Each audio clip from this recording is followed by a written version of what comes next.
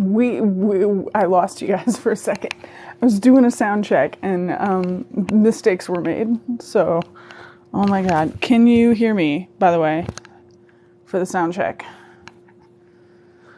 Hello. So glad to see you're back. We're over at Dinky's this week. We're kind of alternating between houses. Yay. Okay, good. Good, because I was worried about the sound there for a second. I have an alternate plan because TikTok keeps not letting me download the lives after I'm done. It keeps saying there's a technical error every single time. But before, it is a beaker of tea, yes. No, but before, it was it never gave me any sort of technical errors for any lives that I had done before. So... Did you see the both of them? Yeah, so Dinky didn't die in an incident like about a month ago, so I was like, we can do whatever you want as a reward for not dying, and he was like, I want to go to Build-A-Bear. I was like, really? That's what you want to do? So... No regrets. No regrets. He's getting pajama pants on? Question mark? Getting comfortable. He didn't die in an incident. Yeah. There was an incident. He was doing me a favor. Training went bad. And training went bad.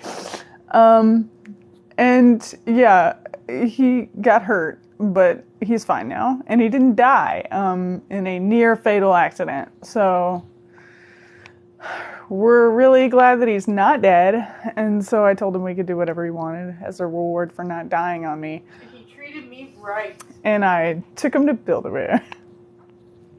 So... You're saying that you took me to Build-A-Bear, you took me to dinner, it was a good night. Yeah, we did. We went to dinner, too. And that's why we're, like, the tiniest bit late, because I didn't get to do all the stuff that I needed to do right before we got here. Everyone's saying they're super glad you did not die. Which, same. That was, like, the whole point. I talked about it on my page. Yeah, so... It was an actual thing. Yeah, so we're really glad he's not dead. Where's my book? It's right here. Okay. Excellent. I have it. Dinks is now here. So yeah, now everyone there's some people who already know about the Pikachu thing. So oh yeah, I may have told people on Instagram. Sorry. Yeah, all right. I was like, how did they know? Yeah, so I didn't get to do the sound check. So I'm glad you all can hear me because I have to have like a secondary recording running on my laptop right now just to make sure there's footage for YouTube later. Yeah, they are. Mm-hmm. They're asking if they were Hogwarts Pikachus. They were. Mine's Hufflepuff. Yeah. And mine's normal. What does yours sound like, Tosh? What did you choose? I thought it's your Pikachu. I thought it was funny. Y'all know the Porgs? Sorry. I don't know if you can hear the Porg. It makes the Porg sounds from Star Wars. I didn't want him to be the same. He already had the Pikachu one, so I got Porgs. They aren't the same. Can't you tell they're in different houses? Oh.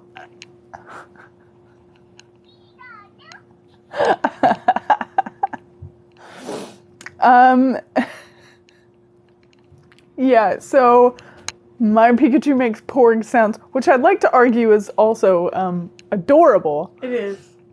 Thank you. I thought it was cute. Porgs are cute, and if you do not agree, we're gonna have some problems. Just put that out there right now. Yeah, I think people are still pouring in here right now. We're going to get into it in a little bit, but I wanted to let you know that I am re-recording the ones from the previous recording that we've missed, but it's taking some time because I actually don't have a whole lot of free time.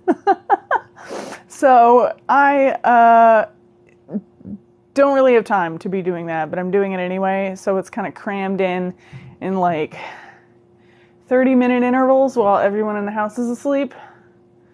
So it'll be up on YouTube eventually, and I have a secondary backup plan. Oh, so this might... That's the backup plan. You're looking at the backup plan right now. That's why that mic is set up over there. That mic is really sensitive, which is why we're not, like, on top of it. You can actually record... Oh, I was just, like, messing around on it just now. From a while away. Wait, you were messing around on this? No, like, just, like... Oh, you were just making faces at the backup recording. Got it. Okay, cool. Well, that's the backup for... Okay, cool. If shit goes down and we don't have a recording from TikTok. That's an angle, isn't it? A whole angle right there. We did, and we went out to dinner. So we got like... Shinsou intimidated a fish. I'm going to put it up probably on TikTok of a compilation of Snapchats that we took because they're ridiculous. But I was like, because we were going to go someplace else, and I was like, did you want to go to the... Because we passed like this aquarium. An undersea dining adventure. I asked you not to say that. Anyway, I was like, did you want to go there? Did you want to go to the original place? And Dinky was like, I want to go there. And I was like, all right. So I was like, under the sea.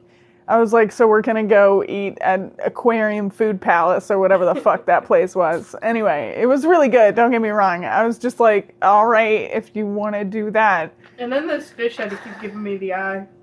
Yeah, so I was like, I feel like it's just a weird sort of intimidation of you choosing to eat seafood in an aquarium. And then it was funny. Dinky proceeded to make aggressive eye contact with a fish while eating fish. I was like, what are you doing? He was like, it's an intimidation factor. And I was like, what do you mean? And he was like, look at him. He's scared. Okay, but then you joined me. Yeah, he goaded me into it. So I then also stared aggressively at the fish. I just said something. I think the fish was like trying to steal me, and then he was in. Yeah, I feel like he was just making it his personal mission to traumatize every fish in the aquarium. Just that one. Just that one. Not the... God, now you got me calling them pancakes. They're not pancakes. They're sea pancakes. They're not sea pancakes. Sea pancakes are innocent. They're sea pancakes. They're manta rays. Okay, no, they're flaps. Quit calling them that either.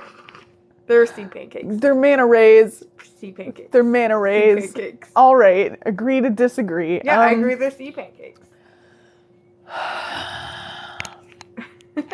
It's fine. We're gonna get into it. I'm going to read you a story. This is Storytime with Shinsou. And we're feeling okay. Maybe a little... Shark. Dinky got a shark. All right, this is supposed to be I read the internet a story, not you talk about our day. Sorry. I swear, everybody who came for the story, I'm going to get to it, I swear. Anyway, we're gonna read Johannes Cabal again. I'll go ahead and tell you, warning for this next chapter, there's a lot of singing involved, and I'm not the best at singing. I just want to throw that out there.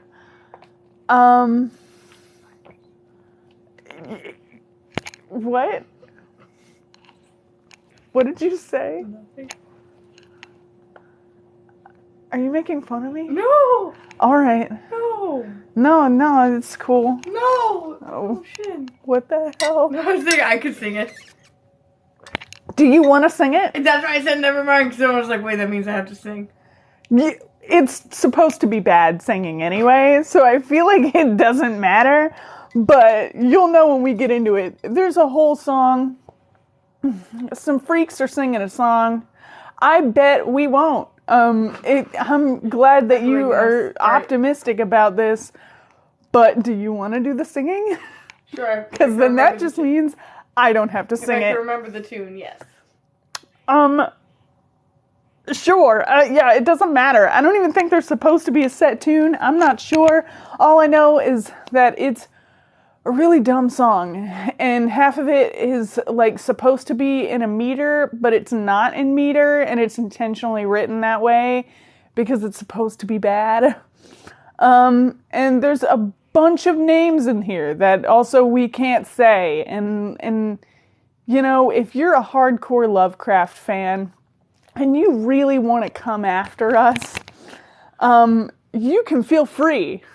Thank you. Yeah, you know, T-Galaxy. Anyway, but the thing is that it's terrible. It's supposed to be. We're going to be bad at it. And I can't say every Lovecraft monster's name. If you know all the Eldritch horrors in alphabetical order, fine. I'm trying to sleep to go to bed. The song is in the chapter. That's the thing, is it's part of the... Anyway. Dinky's going to sing it. Hi. Yeah, it's a terrible song. I thought you were getting on to me about you needing to read. I just wanted to preface this by telling people they're going to hear something terrible in the middle of this chapter. I don't want to not warn them. Okay. All right. We're going to go ahead and get into it. Oh, yay. Well, I hope this makes you a moderate amount of sleepy. We'll try not to sing terribly too loud. I got you. Chapter 7, in which Cabal discovers that hell comes in different flavors and that one should always make time. Horst castled and looked out of the window. How much longer is that signal going to keep us here? Johannes Cabal ran a fingertip along his eyebrow while he ruminated, shifting a bishop, and said, Your game is coming to pieces. Checkmate in 3. He stood, stretched, and looked out along the track. Over half an hour thus far. It's an outrage. I'm going to find out what's going on. He took his long coat down from the hook. Care for a walk? Horst checked his watch. A little over half an hour until dawn. That should be more than enough time. Very well. Swathed in coats and mufflers, they climbed down onto the track and made their way towards Merslaw Station, only 200 yards away, but unattainable by train until the signal changed. Points failure? Hazarded Horst. Hardly. There's been a furious activity on the line ever since we got here. Something's afoot, and the churlish scum have failed to tell us what. You're in a good mood. No. They arrived at the end of the platform, too, and climbed up. The scene was indeed one of furious activity. A locomotive that seemed to have been pulled out of a museum was making a head of steam while civilians, frantic with anxiety, fought for places in the antiquated carriages. The concept of women and children first seemed to have escaped a few people there. It's an evacuation, said Horst, aghast. What caused it? What's going on? Hi, you there! He strode forward to argue with a man who'd just pulled 2 children out of a carriage to give himself space. Cabal hadn't the time for social justice. All he could see were potential souls skipping town. Looking around, he saw a harassed railway official surrounded by a huddle of desperate people. It seemed as good a place to start as anywhere. He made his way through the group, cracking skulls with his death's head cane and hacking shins with his feet. After the first few cries of pain, a path magically opened. Cabal touched the brim of his hat and said, I am Johannes Cabal, theatrical entrepreneur. What is happening here? I'm afraid I haven't got the time to tell you, sir. The town's in a state of emergency. You'll need to get out as quickly as possible. Behind him, Cabal was passingly aware of a serious argument breaking out. He recognized one voice as his brother's. To the official, he said, I don't think so. We've only just arrived. I am joint proprietor of the Cabal Brothers Carnival. I am Johannes Cabal. Yes, sir, you already said, replied the railway official testily. Behind Cabal, the argument stopped abruptly with a solid thud. The man who had been pulled the children off the train flew past at head height. After a moment, Horst joined Cabal. "I shouldn't have done that, but he was just so infuriating. I hope I haven't hurt him." "You'll have to ask him when he lands." "This," said Cabal to the official, "is my brother, Horst."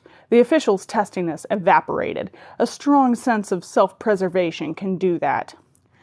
"And how can I help you, gentlemen?" "What's going on?" "The most dreadful calamity, sirs. We just heard but 2 hours ago, and the town's been in an uproar ever since. I haven't ever seen anything like it." "That's as may be, but we've been stuck just spitting distance from the station for the last half hour or so. Didn't it cross anybody's mind to at least inform us as to what's amiss?" "What is amiss, anyway?" added Horst. "Nobody's being very clear on that." "What?" said a small greasy man, rubbing a death's head-shaped bump on his forehead. "You came here by train?" "No," said Cabal. "We've got an entire carnival in our pocket." But a muttering had started. "They've got a train! They've got a train!" The appearance of a new escape route from Merslaw was causing a sensation. "It's not a passenger train, so don't get your hopes up," said Cabal wearily. But it was too late. A small group of men, to whom the phrases "act in haste," "repent at leisure," and "why a mouse when it spins" were equally cloaked in incomprehensible mystery, had rapidly coagulated into a mob and were already climbing off the end of the platform before rushing off into the darkness with the intention of taking control of the train. "Oh, sir," cried the railway official, "you have to stop them. They're likely to do anything." "You're familiar with the theory of evolution?" asked Cabal. "Sir?" "They're about to find out why intelligence is a survival trait. Now, what's all the panic about?" "There's an army headed this way, sir. An army!" Horst and Cabal exchanged glances. "We weren't aware that anybody had declared a war," said Horst. "Oh, no, it isn't that kind of army, sirs. It's an army of lunatics." In the distance, a bullish huzzawing from the men who'd gone to take the carnival train stopped abruptly. "An army of lunatics. Fancy, there's a football match on then." "No, sir, it's the Maleficarian army." If the official had been expecting a spectacular reaction, he was to be disappointed. Cabal rolled his eyes, and Horst said, "Who?" "Rufus Maleficaris," said Cabal. "Who let him out?" "I think he broke out, sir, with most of the inmates." In the darkness behind the end of the platform, too, the screaming began. The official started, white-faced. "Nothing to worry about," said Horst reassuringly. "Just those men meeting our security personnel. Johannes, who is this Rufus thingy?" "Maleficaris, self-styled warlock and great beast. Actually, rather, what's the term? Wanker.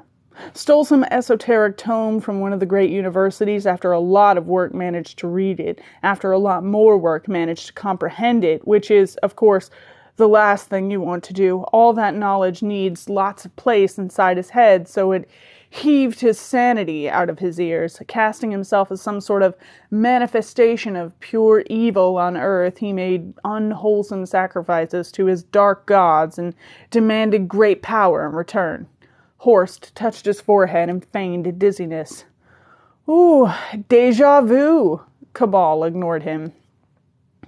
"His dark gods obviously have their standards. They gave him a few party tricks and cut him loose." "Dark gods?" said the official, dismayed by such wickedness.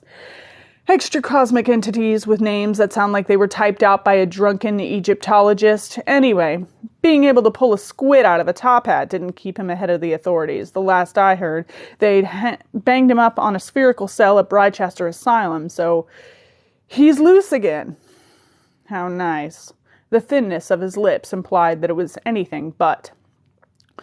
"What are you going to do, Johannes?" "I'm going to deal with it. I've encountered Mr. Maleficaris once before, not what you call a meeting of the minds. I'll have a word with him, tell him to make his army of the touched elsewhere." "He'll listen to you, then?" "I doubt it, but I ought to give him the option before killing him. In the meantime, we'd need to do something to stop our potential customers leaving town." "That's my department," said Horst, and almost too quickly for the eye to see, he ascended a stack of trunks. "Ladies and gentlemen, might I have your attention?" he said in a loud, clear voice. There wasn't a shred of interest from the churning crowd. It seemed that the ladies and gentlemen had grown resistant to calls for calm. People continued to fight for room on the train. The incredibly loud report of a gun, followed by the tinkle of glass from the platform roof, focused their attention wonderfully. Even the train seemed to be stunned. Cabal blew the smoke from the barrel of his Webley revolver and replaced it in his Gladstone bag. "My brother has something to say," he said simply in the profound silence. "Thank you. Ladies and gentlemen, I am Horst Cabal of the Cabal Brothers Carnival. The man with the gun and the will to use it is my brother Johannes. It is our intention to deliver you from the approaching menace of the Maleficarian army and provide you with the best in traveling entertainment. All that we ask is your patience while the former is dealt with and your attendance when the latter is prepared. Thank you again and bless you all." He jumped down. "Bless you all?" hissed Cabal. "They're going to need it," replied Horst.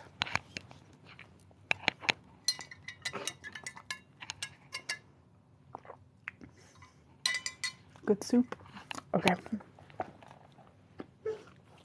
The sun was half an hour up by the time Cabal encountered Rufus Maleficaris and his army of the mad. Directed by many grateful citizens, he had made his way through the town, lauded on all sides as some sort of hero, which was something of a turnabout, given the way he was usually treated by mobs.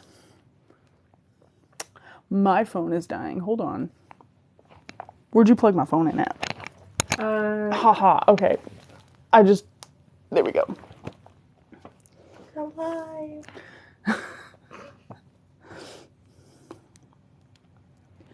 Flowers and kisses were novel change from burning torches and lynch ropes. Not that he liked them much either.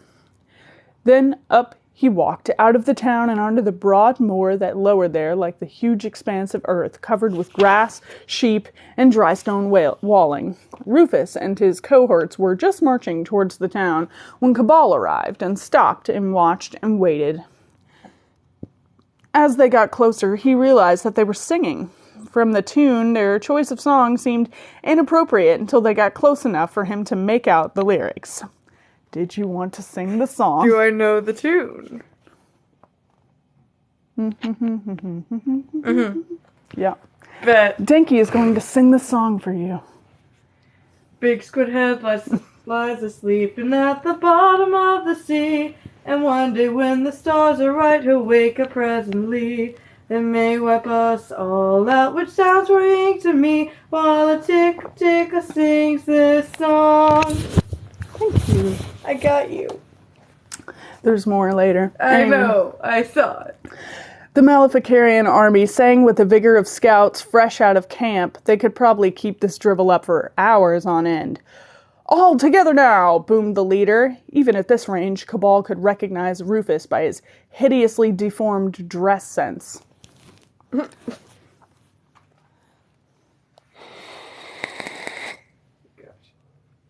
I can't remember the lyrics. Or I can't remember the tune. Same one. Oh. It's just that all the way through. I find It's hard. I don't know. Cosmic horror coming to you. The old ones are back now with a view to sucking out your brains. Big squid head lies asleep, and although in a way he said, I can't remember. There are drums that change reality, run around his head. Wait. I can't remember anything.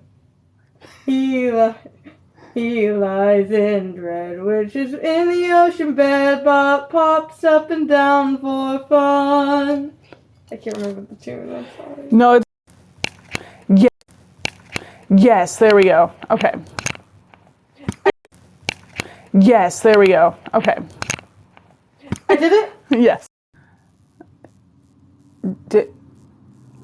Are we good? alive? Are we good? We'll wait until, Is it working? Hello? Is anybody out there? Yes? Is there anyone alive out there? Can anyone hear me? Stop quoting Titanic, please. You can't stop me. God. I realized how close you were. I didn't think you were going to turn around. It was aggressive eye contact for a second there. What the All right. You can hear me. Let me check my phone. What is happening, guys? I told you like where I had to restart. It might be taking a second. You might have to disconnect and reconnect Wi-Fi, but let me check. Hopefully not. I think our Wi-Fi is really sensitive.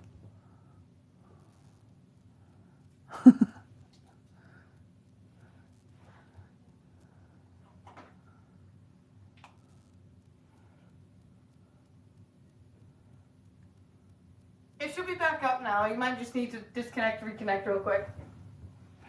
Reconnect to the Wi-Fi? Yeah. It says it's good. Okay, we're good. Yeah, my computer connected, so we're good. Also, thank you for taking care of that for me. What happened?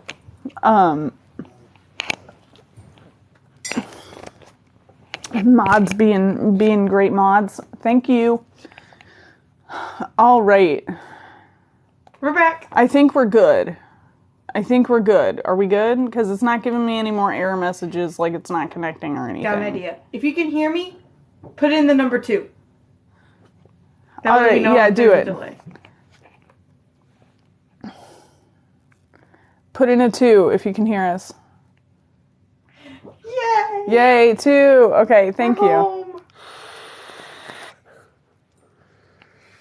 Yeah, that's the problem, is we keep singing about eldritch horrors and dark gods, and then it's interfering with the Wi-Fi, and we think that the Wi-Fi is the problem. No, I think it's us. We've clearly been problematic here. We were saying a lot of problematic things. Don't cancel us. This is for your entertainment. Okay. All right. I just finished singing. You finished singing. Terribly. Yes, we did that. And the Chow Chow Sing demanded Rufus in the tone whose subtext ran, anybody not having fun will be smashed in the face with a skillet. And you have one more song.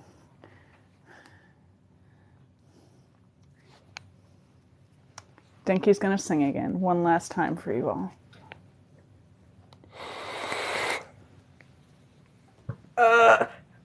I'm trying to remember the tune. I fond young soul thought the streets will be clocked about with saw God. How sweetly their cries tekalili doth improve the slimy hour. I'm guessing. Beautiful, thank you. Cabal dimly recalled that the musical genius who decided to put on Necronomicon the musical had got everything he deserved. Money, fame, and torn to pieces by an invisible monster. Are we still frozen?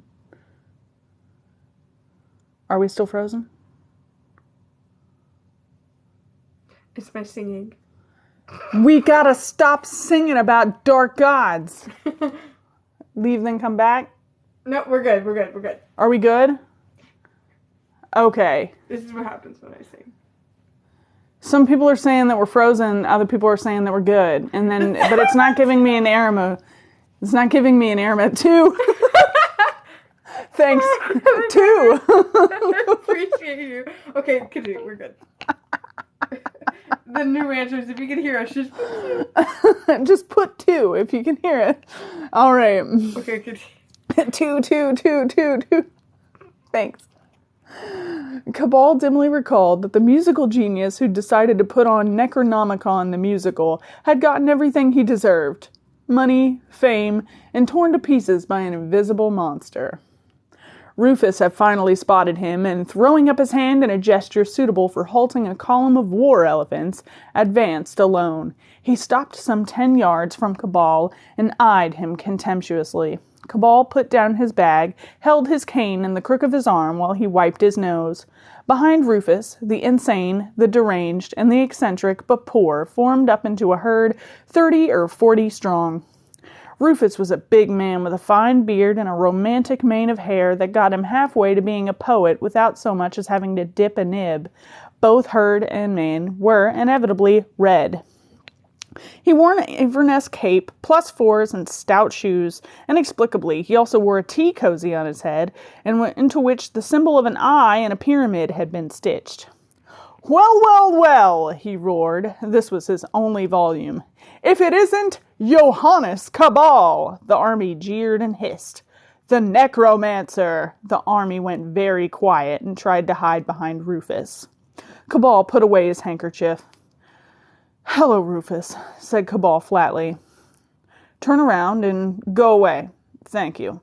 He picked up his bag and started to go. "Go away!" roared Rufus, vide supra. "Go away! Do you know who I am?"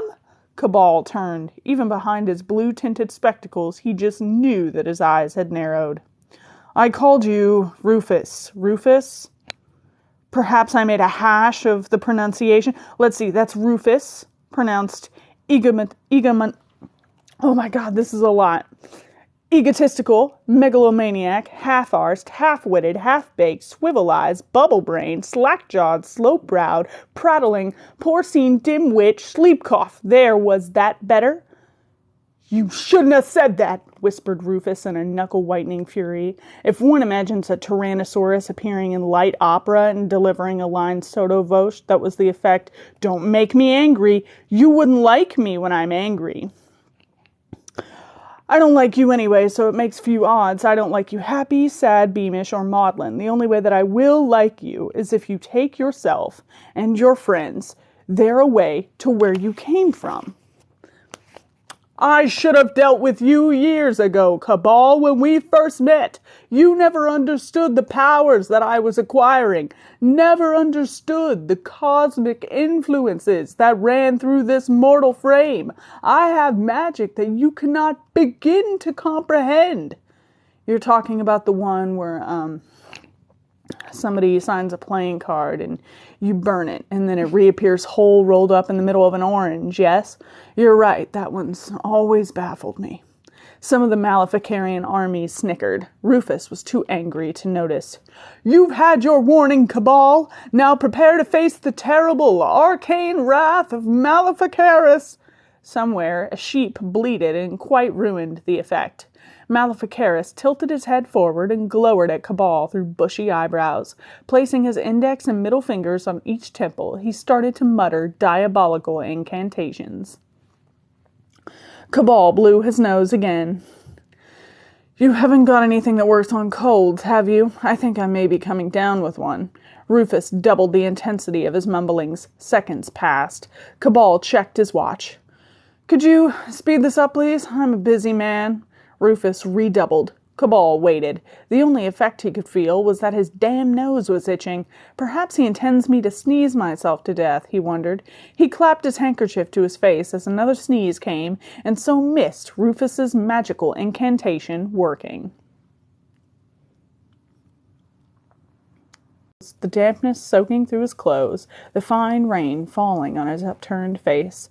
He was just starting to formulate some really unpleasant things that he was going to do to Rufus and his troop when he thought, but it wasn't raining a moment ago. Suddenly somebody was standing over him, a sad gray man with thin gray hair plastered to his skull and eyes like failed experiments in egg poaching. "Hello," said the man. "Would you like some tea?" Cabal sat up. He was most definitely no longer on the moor. Instead, he seemed to have landed in a garden. The sort of large, carefully designed garden that stately homes have resting in several acres. He couldn't see any stately home, though. Just an expanse of slightly undisciplined lawn pocked with bushes and the rotting remains of summer houses and gazebos. They were in the middle of a large, shallow bowl of land that hid the true horizon, the false one itself being obscured by copses of trees that ran in a broad circle about him. Here and there he could see people sitting in the little buildings or walking slowly between them. Nearly 3 men and a woman played a very sedate game of croquet. Cabal knew enough about croquet to know that it is a game with undercurrents, calculating, ruthless, and with a cold-blooded desire to destroy the opposition. Not here, though. Here they were just puttering around, shunting balls through hoops. Very odd. "Would you like a cup of tea?" asked the man again. Cabal looked at him, and then at the bone china cup and saucer he was proffering. The rain had filled the cup to the brim and made it overflow into the already flooded saucer. The only evidence of tea was a faint sepia tinge in the rainwater. "No, thank you," said Cabal. "I would like to know where I am, however. You..."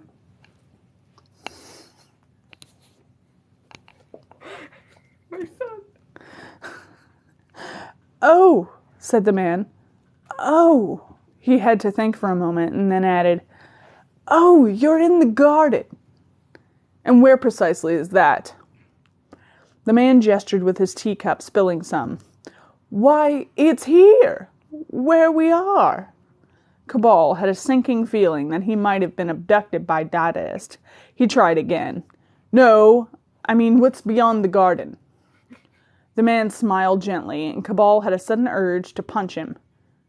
"The garden," said the man. "More garden?" "No, the garden." "How big is this garden?" "It goes from the trees," the man pointed in a random direction, "to the trees." He pointed in the opposite direction. "And what lies beyond the trees?" "The garden." Cabal succumbed to his urge. He left the man sitting on the grass, nursing his bloody nose, and set off for the tree line. Nobody raised the slightest objection. Nobody even seemed to notice. He walked in long, rangy strides, all the better to be out of this place, of the dull, past a decaying bandstand, overgrown statuary, and the croquet players. He noticed in passing that one was crying. Great shuddering sobs made his shoulders quake with misery as he leaned on his mallet for support. The other players were apparently waiting for him to finish his breakdown and get on with the game. They watched him with long gray faces without a flicker of animation, and Cabal realized that such incidents were common here. No matter. He had a carnival to get back to. "Fun, fun, fun," he said to himself as he climbed the shallow slope to the trees. When he had reached them, he stopped and looked back. It was slightly odd that there was no pond or lake in the middle of the depression. Were you poking me? Mm-mm. Are you sure? No, I have a Pikachu right here. Okay. It must have remarkably good drainage. He shook his head and entered the trees. The copse was dense and dark, and great drops of water never stopped percolating their way down from the dismal sky. He actually seemed to be getting wetter as the stuff managed to get past his hat and scarf and inside his long coat. This couldn't be doing his cold any good. Actually, his cold seemed to have vanished. He paused and wiggled his nose experimentally. There was no itch. No impending sneeze. This was odd, too. Cabal didn't often get colds, but when he did, they stayed. He was starting to have a very bad feeling about this whole situation. He shoved his way through the trees with renewed vigor. When he finally burst out into the open again, he was disappointed not to be surprised. There, before him, lay the garden, exactly as he'd seen it just before going into the trees. He sighed, found a new entry point into the copse, and tried again. He wasn't optimistic. He knew his course might have deviated some way from a straight line while he was negotiating his way between the trunks, but there was no possibility he'd performed a complete about-face without being aware of it. Still, he owed it to himself and the scientific method to try again. Several minutes later, he was again rewarded with a vista of grass, garden furniture, and very depressed people playing croquet the way it isn't supposed to be played. Of course, he'd heard of pocket universes, but he'd always imagined them as rather larger than this. More interesting, too. Rufus seemed to have spent his institutional time on something other than macrame potholders. It didn't look like the sort of place he'd have created as a dump for his enemies. Rufus liked his tortures to involve spikes and straps. Some long-dead sorcerer or thaumaturgist might well have crafted this garden originally as a place for contemplation. Rufus, then, found it lurking somewhere between the planes and hijacked it. Yes, thought Cabal, that would seem to fit the facts. Well, there had to be a way out. Its original creator must have designed an exit of some description, after all. Stifling his displeasure down to a downward cast of his mouth, he made his way back to the heart of the garden. The man with the cup of tea was waiting, not especially for Cabal, but just standing around with the cup and saucer in his hand. "You punched me," he said without rancor. "I broke your nose," said Cabal in a tone of mild disbelief. The man's nose was looking very unbroken. He tapped experimentally at it. Either the nose had healed itself at an incredible speed, or the man was taking stoicism to extreme lengths. "Oh, I suppose you did. I didn't think it was meant to be at that angle. How quickly did it heal?" "How quickly?" asked the man with the wide-eyed incomprehension. "How long?" "My nose." "No," said Cabal with an implausible impersonation of patience. "I can see how long your nose is. How long did it take your nose to heal?" "How long?" Yes. "My nose?" "Yes." The man placed his thumb beneath his nose where it joined the upper lip and the index finger upon the tip. He carefully preserved the distance between the fingertips as he showed it to Cabal. "About an inch." And for the second time in a short while, Cabal felt he had no choice but to repeat an experiment. The man, cup, and the saucer went flying in disparate directions. He lay on his back for a few moments, blinking. "You punched me again," he said, bemused at such strange behavior. "Yes, I did," said Cabal. He watched the freshly broken nose with interest as he fished his watch out of his pocket and made a mental note of the time. The blood stopped flowing almost immediately. After a few seconds, the ugly contusion that had started to form was already in abeyance, and then, astonishingly, the nose straightened itself with no external help at all until it snapped back in place with a slight pop. The whole process had taken. Cabal consulted his watch. No time. He shook the watch and checked it again. Its hands stayed defiantly still. His first thought was that he had forgotten to wind it, but, thinking back, he'd definitely done so earlier back on the train, while he'd been waiting for Horse to make a move in their chess match. Then he wondered if water had gotten into it. But no, it had been bone dry when he'd produced it from his pocket, and he'd sheltered it in his hand while he watched the man's nose repair itself. "Have you got the time?" he asked the man as he helped him back to his feet. "Time?" said the man. "Oh, no." He held out his hand to show Cabal his wristwatch. Its hands were still. "Nobody has any time here. No time at all."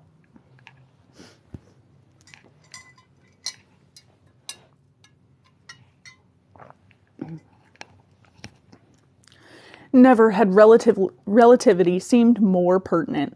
Cabal could count up to 60 if he liked. But that didn't really prove anything. It seemed like a minute, but that was all. Seemed didn't seem to butter many parsnips in the garden, and he said as much to one of the croquet players. "No," agreed the woman, "it's not a vegetable garden." Nor could anybody tell him how long they'd been there. Before long, Cabal realized that everything was before long. He made the rounds of the 20 or so other inmates, asking them questions to which they had no answers. Objectively, there was no possible way he could have conducted that number of interviews in that depth in less than a couple of hours.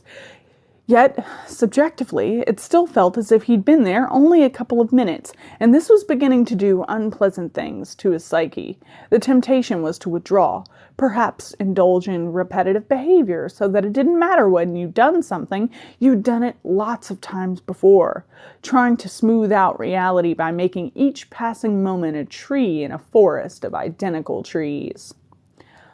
"Would you like a cup of tea?" asked the man. Cabal looked at him, appalled. He suddenly felt like a condemned man seeing a body swinging in the gibbet. "No, I don't want a cup of tea." He gripped the man by his upper arms. "Listen. This is an artificial pocket universe. Do you understand what that means?" He went on, regardless of the man's silence. "Somebody created it. That means they must have put in an exit, an escape route, so they could get out. Do you understand that? Somewhere here, there must be a way of getting out." For the first time, a gleam of intelligence entered the man's eyes. "Oh," he quavered. "Oh, yes, an escape route. The way out, oh yes, oh yes, how I wish, how I wish, how I wish." "Good, I'm glad I've engaged your enthusiasm. Now I'm going to talk to the others, but you have to do something for me. You're going to have to remember how important it is to find the exit and keep remembering it. Is that clear?" "Oh, how I wish, how I wish, how I wish." "Good, keep it up." Cabal had taken perhaps 2 steps when the man continued, "How I wish I'd remembered to put the exit in." Cabal stopped for a long, subjective moment. He turned slowly to address the man. "I beg your pardon," he said with awful calmness. The man paused to take a sip of rainwater. "Oh, how I wish, how I wish, wish." "Oh!" Cabal had grabbed him by the lapels. "How you wish you'd remembered to put an exit in? Is that what you said? Is that what you said?" He realized that he was shouting, shaking the man, that he'd badly lost his temper. He pushed the man away.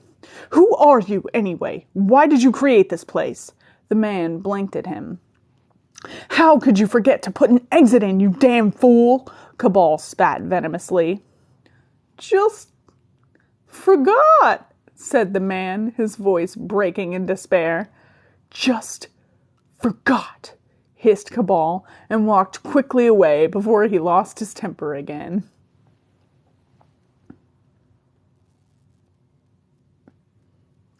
Happy belated birthday, real quick. Happy birthday! I saw birthday and I wanted to look up really quick. But yeah, normally I don't stop reading, but there is a gap in the passage. So I saw that really quick and I wanted to say. I'm also going to take a drink. You almost full on grab my foot. Grab your whole foot. Bon appetit. Cabal didn't know how long it took him to calm down. It felt like half an hour, but that didn't mean anything either. He sat in some sort of faux oriental gazebo and watched the croquet match. After a while, they got through all the hoops, but instead of going for the home stake, they just set course for the first hoop again. It was a game that could never end, and that seemed to sum the garden up all too well. "I can't believe it will end this way," thought Cabal. "I can't believe that I'll be trapped here for an eternity in the garden. There has to be a way out. That stupid bastard was too absent-minded to put in an exit. He must have made other errors in this place." Discs on a wooden board shaped like an arched window. Straight lines had been burnt across it. The young man held out one of the discs to Cabal. "Shove a penny?" he asked. Cabal told him to shove something else entirely and walked out. He found himself in the middle of an endless croquet game. The players had ground to a halt, confronted by the ugly apparition of making a tactical decision. One of them had unaccountably won a roquette and was unsure how to proceed. He placed his foot on the ball, took it off again, made as if to replace it, wavered. This was an unusual situation, and the variation in routine was forcing them to think. "Allow me," said Cabal, taking the mallet from the vacillating man when the sound of grinding thought processes became too much to bear. The man seemed grateful to have been released from the specter of the roquette, although having strangers abruptly take his mallet away was also disturbingly new. He looked at Cabal, blinking foolishly. "Tricky shot," Cabal said cheerfully. He eyed the ball, carefully placed his foot on it, and then smashed the vacillating man's brains out with a single powerful blow to the side of the skull.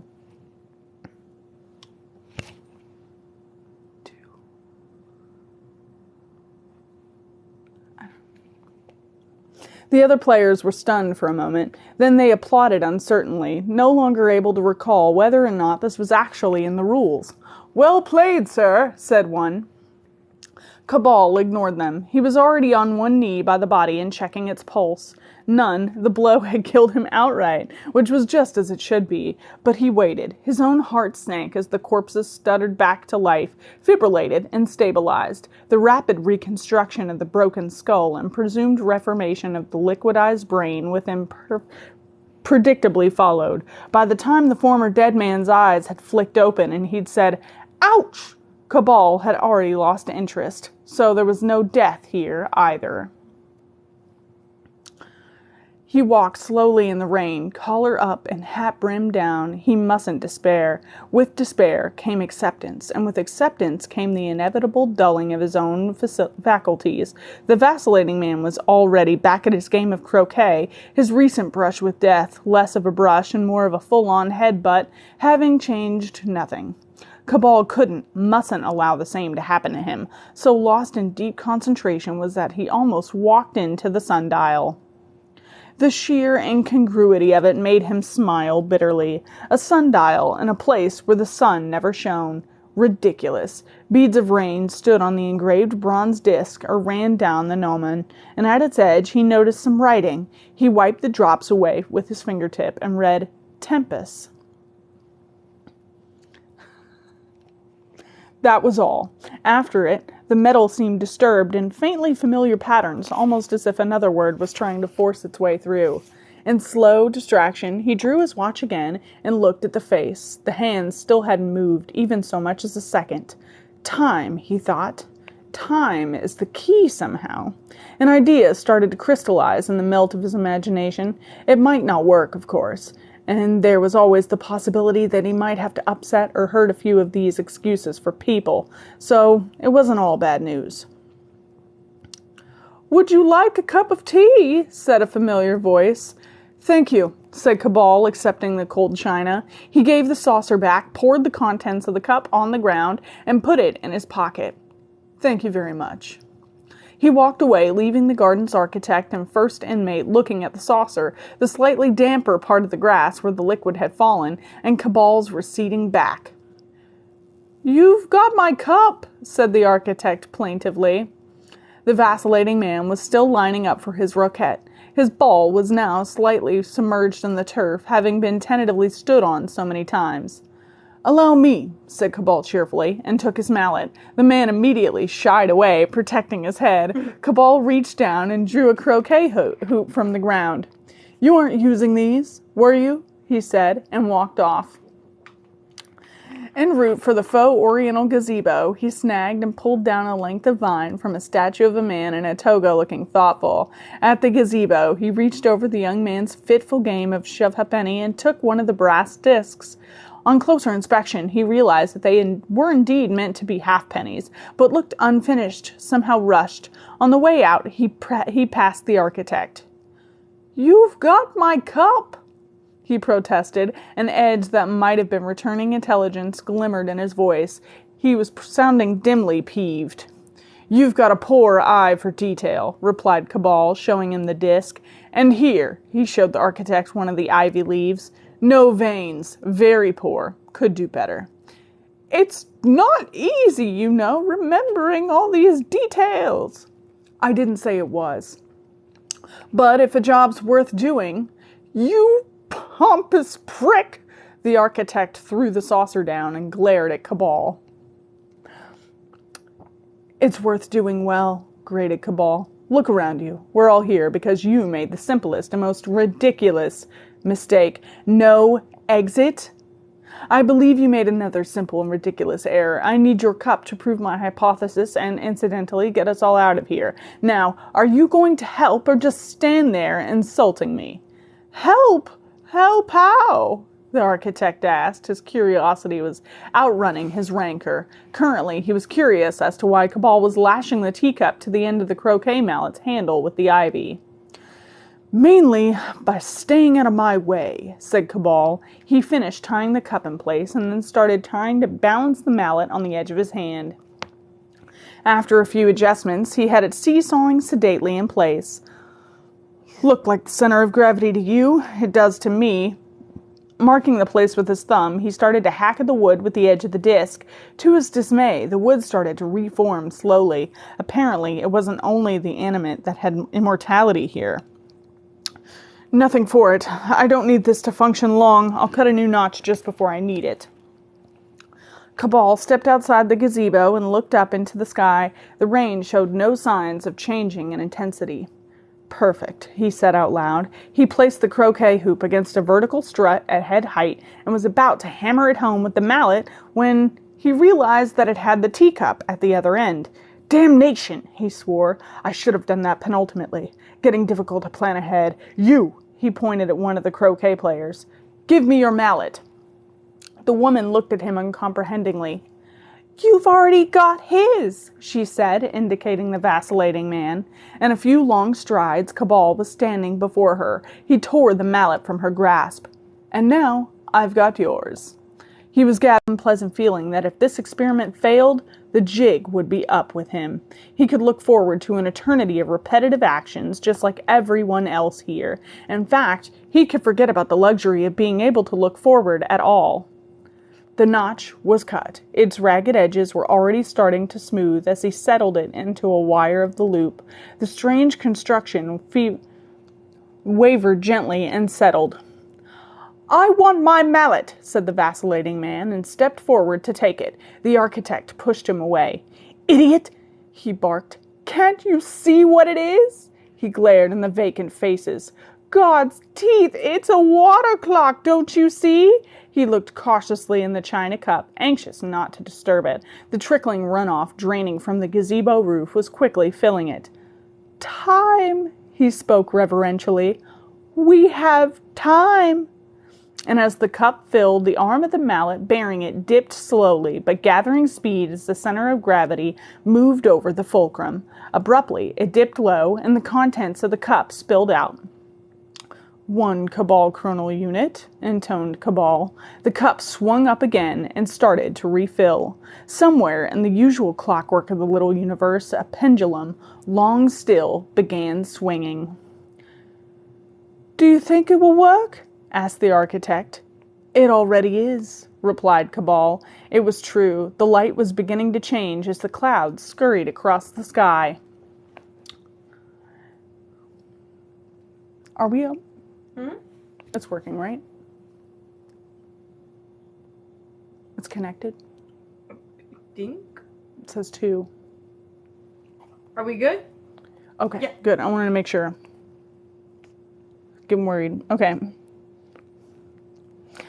"The sun!" exclaimed the architect, laughing. "The sun!"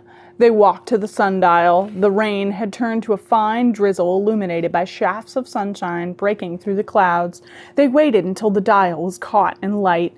The architect leaned low and examined the plate where the gnome's shadow fell. "It's about 3 o'clock," he said. Then to Cabal, he said, smiling, "Just about time for tea." Cabal said nothing, but smoothed the raindrops from the writing on the edge of the plate. The disturbed metal had resolved itself inevitably into the word fugit. "Time will be," the architect started to say, but Cabal stopped him. "Time is," he corrected.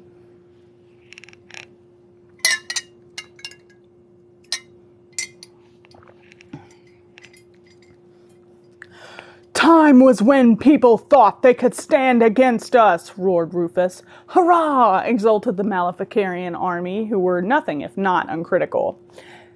That time has passed. See how our enemies are consigned to oblivion. He gestured to Cabal's Gladstone bag, still lying where he had put it down to blow his nose.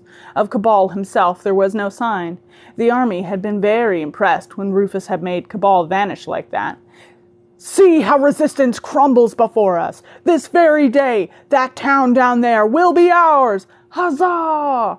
This was great. A popcorn vendor could have made a fortune.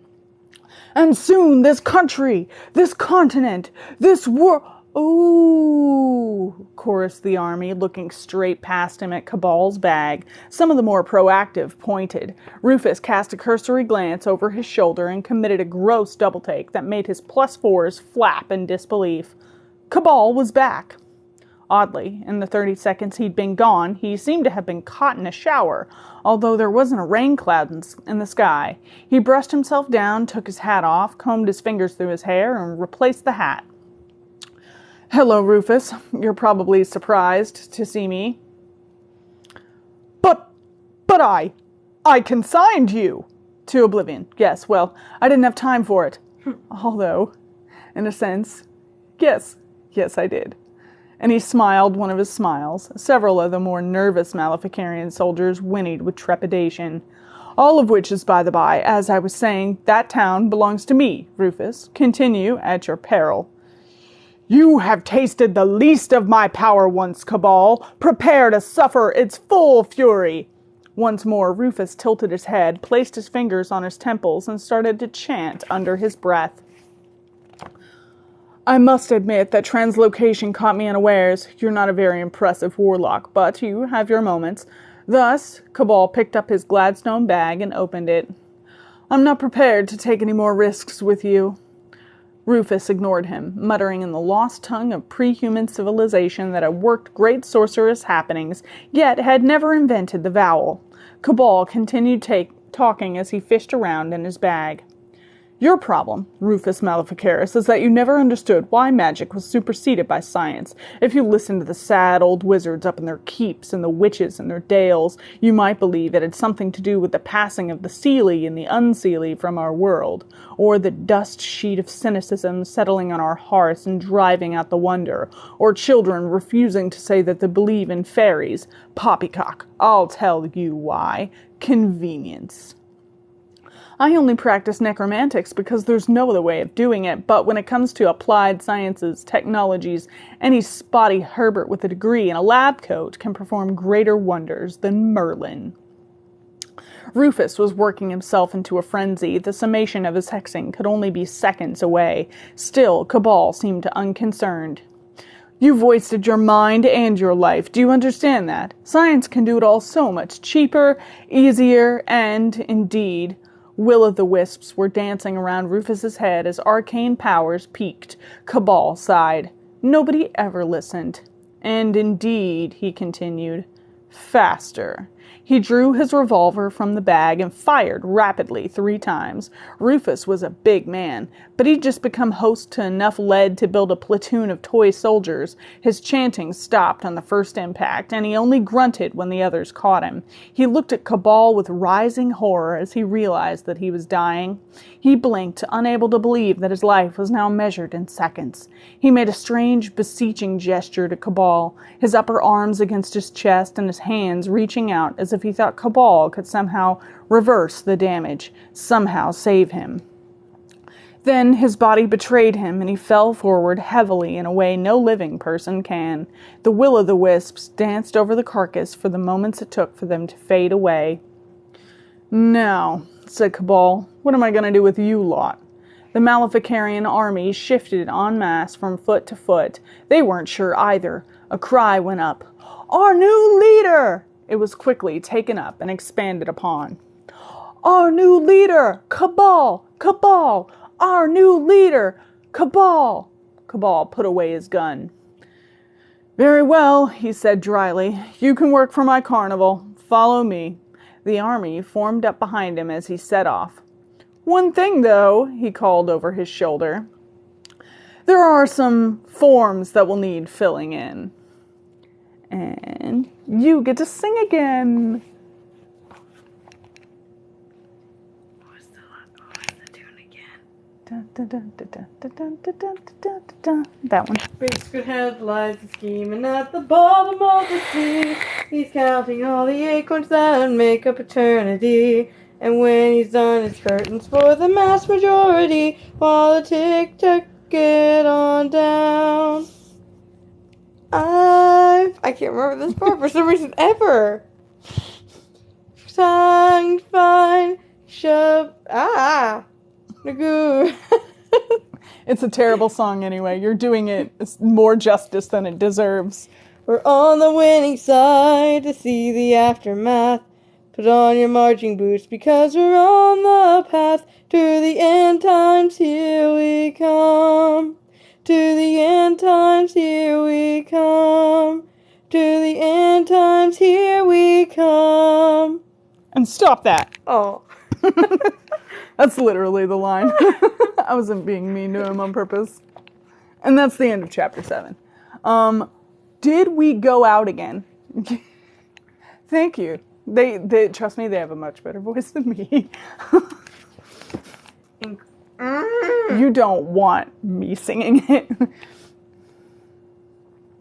I will also take your word on that. I don't know what you're wearing, but I'm sure it's totally awesome.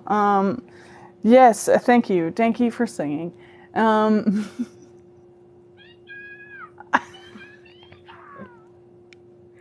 don't know if you can hear the Pikachu going off, but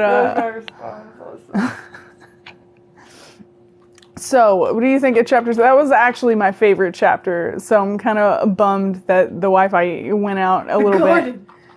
The garden. No thoughts, only garden. No thoughts, only garden. I love that man. I know. That man's me too.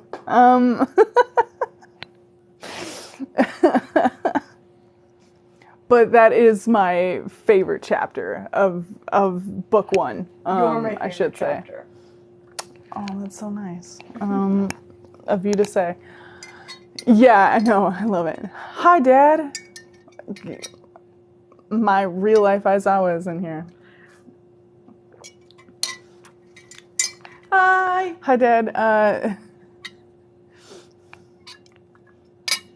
Well, glad you're here now.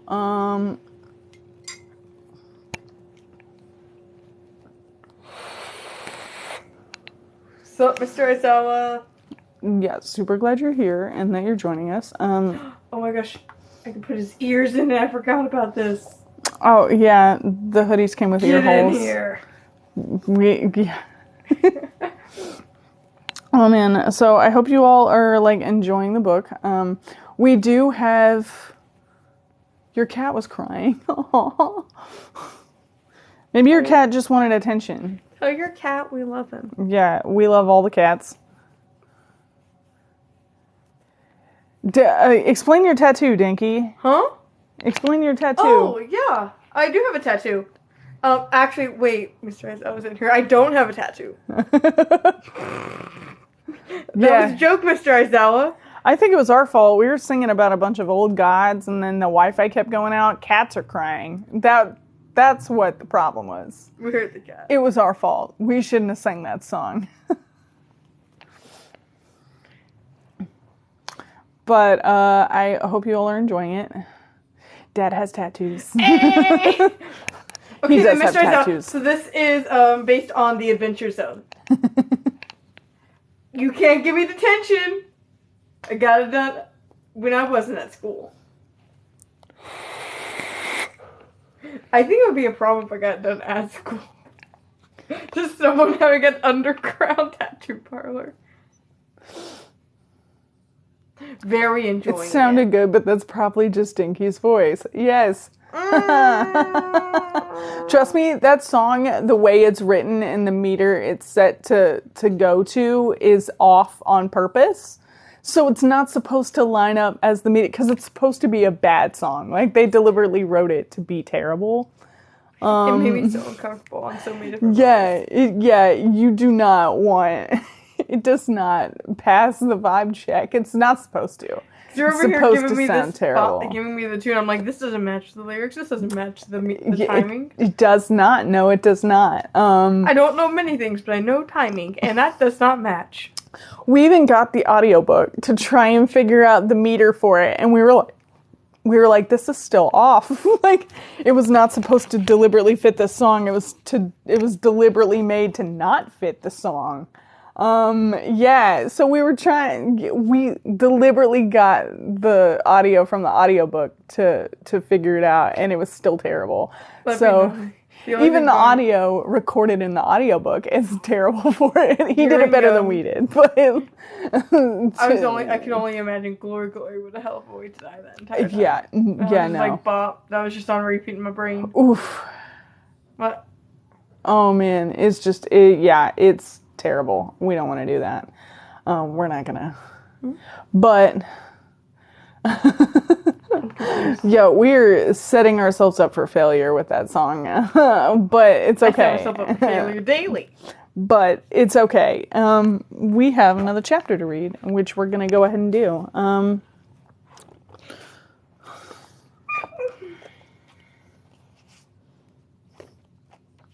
This isn't the ones with the crazy...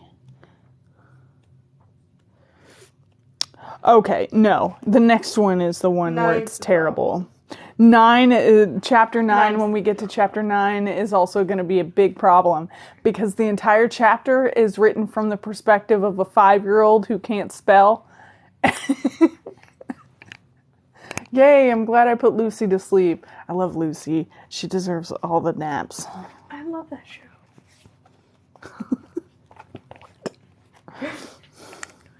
Honestly, we're actually almost done with this book. After this week, we only have 2 more weeks. So 4 chapters. Because we do two each week. So we only have 2 more weeks of book 1.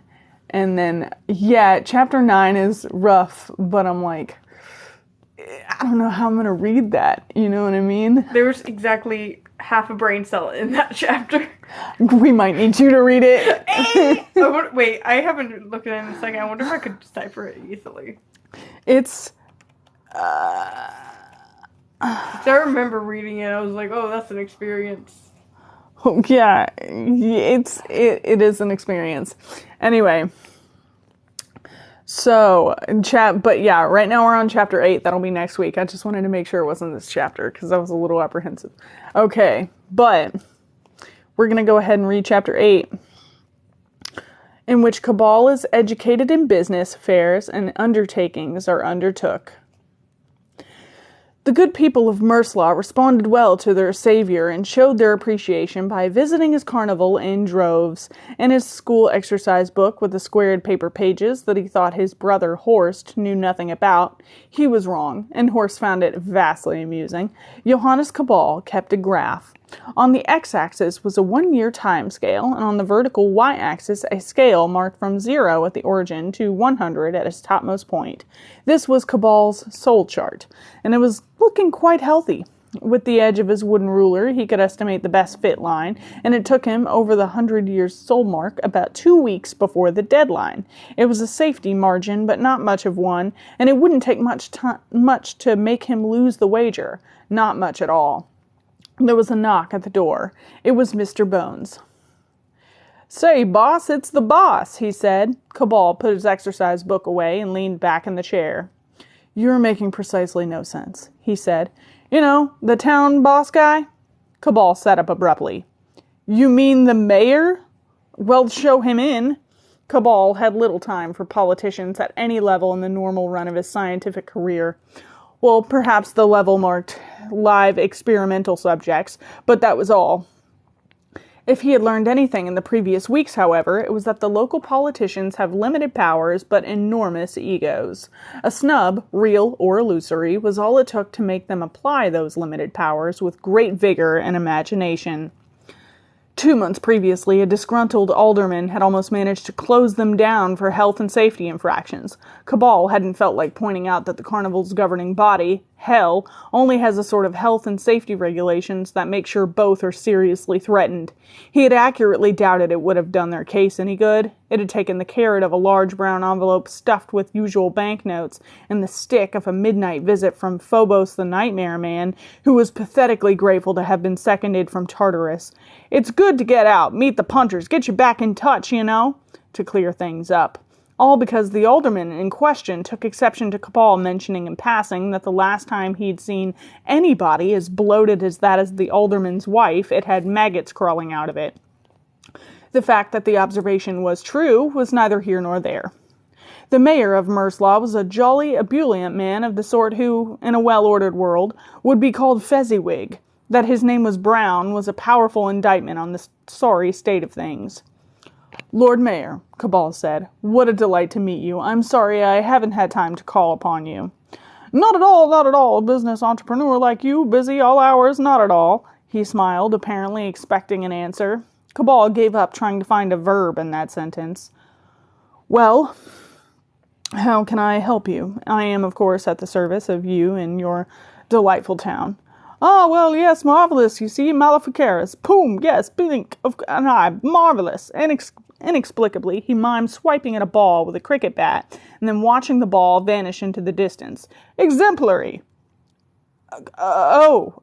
I understand. This is about me clearing up that little bit of unpleasantness with Rufus Maleficaris. Really, it was nothing. A pleasure," he added truthfully. "Nothing, no, Jing's quite substantially not inconsiderable, taking all points, mind. Great thing, great thing." He shook his head at the sheer drama of it all. "Local hero." He looked dolefully at the floor for a moment, drew a great breath, and huge smile reappearing, said, "Busy man, off now," and left. Cabal looked at the door for several minutes after the mayor had shut it behind him. "Yes," he said finally. "Well, if I ever suffer brain damage, I know there's always a career waiting for me in local politics." Hey, that's true. It's my favorite line of this entire book. And also accurate. It's never not going to be my favorite line. The ugly man and the fat, ugly man eyed the stall. "What are you supposed to do?" said the fat, ugly man. "All you have to do is throw a ping-pong ball into one of the goldfish bowls," said Bobbins brightly. "And I'll win a prize," said the fat, ugly man. "And you win a prize," said Bobbins brightly. Bobbins had been the result of some of Cabal's tinkering with the basic a rag, a bone, and a hank of hair, and a quantity of lard formula in this case, by the addition of a tin of Brasso metal polish. As a result, everything that Bobbins did, he did brightly. "Okay," said the fat, ugly man, faintly echoed by the plain, ugly man. "S'pose I'll have a go." Coins and ping-pong balls exchanged hands. The fat, ugly man lobbed a ball in the general direction of the goldfish bowls without taking any time to aim at all. The ball hit one bowl's rim, bounced high, and landed neatly in another. "Well done, sir," said Bobbins brightly. "You win!" The fat, ugly man and his companions looked unaccountably put out. "Bugger me, Anders," he said to the ugly man. "Only gone and won, haven't I?" Anders looked miserable. "Bugger me, Kroll, so you have. Now what?" "You win a goldfish," butted in Bobbins brightly. Kroll ignored him. "Just carry on as usual, I suppose? Okay?" he said to Anders. "Okay," said Anders, and then in a theatrical shout, "Blimey, what a con! This here stall's a diddle!" "Yeah," joined Kroll, "it's a diddle. Cheat, cheat." "But you won," said Bobbins slightly less brightly.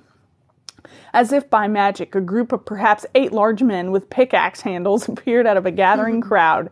"It's a setup," they chorused. "It's a con job. Smash it up." "Oh dear," said Bobbins, his brightness almost undetectable as the men started to destroy his stall. Cabal was at the steam calliope loading up an unlabeled piece of music when news of the disturbance reached him. En route, he stopped by the Tunnel of Love. There he found Horst flattering an attractive young woman to the sticking point. "Horst, there's trouble. I'd appreciate your presence." Horst looked like he might argue, but a goldfish bowl arcing over the top of the tunnel and landing with a hollow plop in the water distracted him. Yes, it might be as well, he admitted. Then to the young lady, I'm sorry, my dear, but I am required elsewhere. Stay right here, I'll be back soon. And as he stepped away, Cabal noticed that her line of sight continued through the space where Horst had been standing a moment ago. You can't go leaving mesmerized women littering up the place, he snapped. It's, I don't know, unhygienic. It's a fun fair. People are used to seeing odd things, replied Horst. Besides, I'm famished. It's been days. And she's the most edible thing I've seen tonight, and I'm not having her run away. Now, come on. He disappeared from the darkness between the rides. Cabal looked around, saw Mr. Bones, and clicked his fingers to gain his attention. Bones, do something about that woman. Bones looked inquiringly at the still form. Like what, boss? Oh, I don't know. Put a blanket over her or something. He snapped and followed. You're making me laugh. And followed his brother at a trot. By the time they got there, it had turned into a free-for-all. The destruction of the stall had sparked fights and had spread to other stalls. Horst picked up a man who was trying to set fire to a coconut shy by the scruff of his neck, told him he was bad, and threw him into the next field, which happened to be on the other side of the river. The man's despairing scream, diminished into the night sky, did a lot to calm matters. Cabal went around and did some further calming with his stick, and after a few minutes applied physical diplomacy, the fight had turned into a lot of people, mainly men, standing around, battered, bruised, and sullen. Cabal looked at them with palpable loathing. Who started this? He said, and everybody there past school age had sudden unpleasant flashbacks to when they weren't. No answers came. He paced up and down in front of them, his hands clasped behind his back. All I want is the truth. Nobody will be punished, he said, fooling nobody. They've gone, said a faint voice from the wreckage of a stall, faint, pained, but still eager to please. In a word, bright. Help him out of there, someone, said Cabal, and immediately several men with scruff knuckles and nosebleeds went to it, eager to show that they were good people who wouldn't get involved in a common brawl. Oh, no. Bobbins was brought before Cabal like a spoil of victory and dumped at his feet. What do you mean they've gone? Bobbins painfully picked himself up and looked around. There were two blokes. One was sort of ugly and the other one was sort of fat and ugly, and they had a go on the bowls and won. That's when they went bananas and started saying that they'd been cheated. But they'd won. Yes! And I was trying to give them their prize when all these other blokes just popped up and smashed everything. I tried to stop them, he implored brightly. There were just too many. Horst was kicking around the wreckage. He knelt and picked out a dangerous-looking piece of wood. He showed it to Cabal. It's a pickaxe handle, not the sort of thing people tend to carry around for self-defense. Cabal took it from him and hefted it. You're saying this was premeditated? Why? And by whom? One of them was called Kroll, interrupted Bobbins, his brightness rekindled by the second. That's what the other one called him. He was called Andy or Anders or something. But who were they? And why did they do it? And what are you grinning about? Horst was looking unpalatably smug. You don't know much about carny and traveling fair folk, do you? You know I... Cabal noticed that the chastised brawlers were still standing around, showing a polite interest in the conversation. Go on, clear off, show's over. Slowly they dispersed. Cabal turned back to Horst. You know I don't, so go on, have your moment of glory and astound me with esoterica. There's nothing mysterious about it. What's the primary function of a carnival? Not this carnival, obviously. I mean normal ones. To let people have fun? Replied Cabal as if he'd soiled his mouth with the word. Oddly enough, no. That's how it fulfills its primary function. Try again. Cabal hated being patronized and was starting to seethe. To make money. I'm not a fool, but we're not interested in the money. I fail to see... The truth of the matter slapped him in the face like a dead cod. I am a fool. It's so obvious. Business competitors. They don't know we're not in it for the money. That's between you, me, and the big S. With some satisfaction, he watched Cabal shake his head in disgusted disbelief. I suppose this means we'll have to kill them, said Cabal finally. I love how that's the first thought. He's just like, well, time to kill people. No thought, only death. Think of the fuss. No, they're businessmen. We'll do a deal, believe me. They'll listen to reason.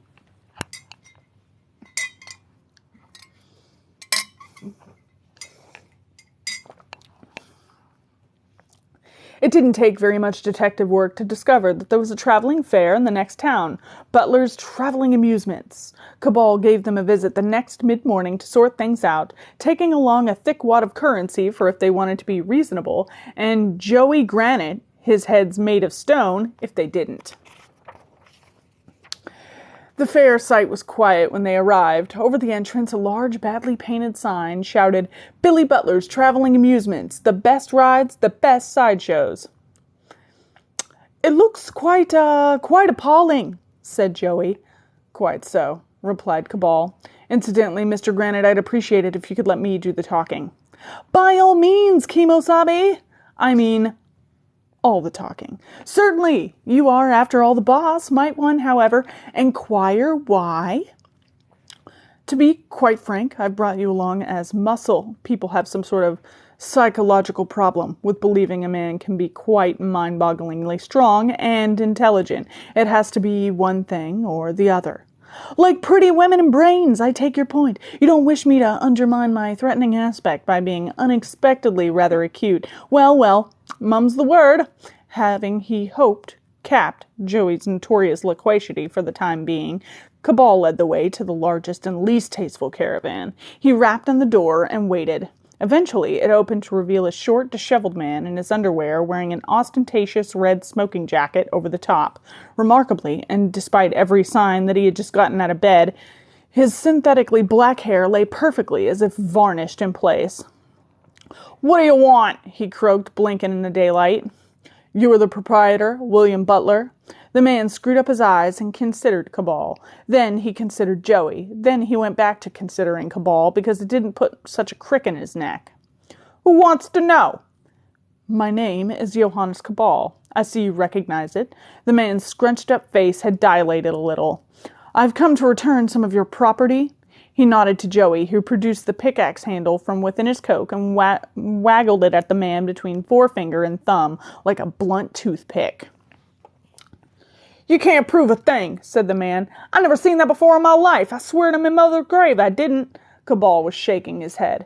"Slow down, Mr. Butler. The transparent denials come later. Firstly, you are you not, Mr. William Butler of Butler's Traveling Amusements?" "Yes." The man straightened himself up a little, and Cabal had a warning flash that this wasn't going to go quite the way he'd planned. "Only me mother ever called me William. Billy Butler, that's me, showman and entrepreneur, and you can't come round here accusing decent law-abiding folk of me of over-smashing up your carney without ever evidence, you see." "You misunderstand me, Mr. Butler. I see no reason to accuse you of anything when we both know you're as guilty as the day is long. No, please spare me the melodramatics." Butler's red face was speeding towards a beetroot intensity. "If need be, Mr. Granite here would cheerfully tear your operation to pieces until he found Mr. Kroll and his provocative friend. I'm sure they would only be too eager to admit their role in last night's violence and your part as the instigator, faced with this evidence." He tapped the pickaxe. "Or I'll make 'em eat it, her, grated Joey, showing an unexpected and unwelcome bent towards amateur dramatics. Cabal shot him a glance, and he shut up. "I'd like to see you try," said Butler unwisely. A little over 7 minutes passed before Cabal pointed to Butler and said, "Is this the man who sent you to cause trouble at my carnival?" Kroll and Anders could only nod in agreement. Talking was proving difficult with half a shattered pickaxe handle shoved in their respective mouths. The two men dangled from Joey's great hands and wished they were somewhere else.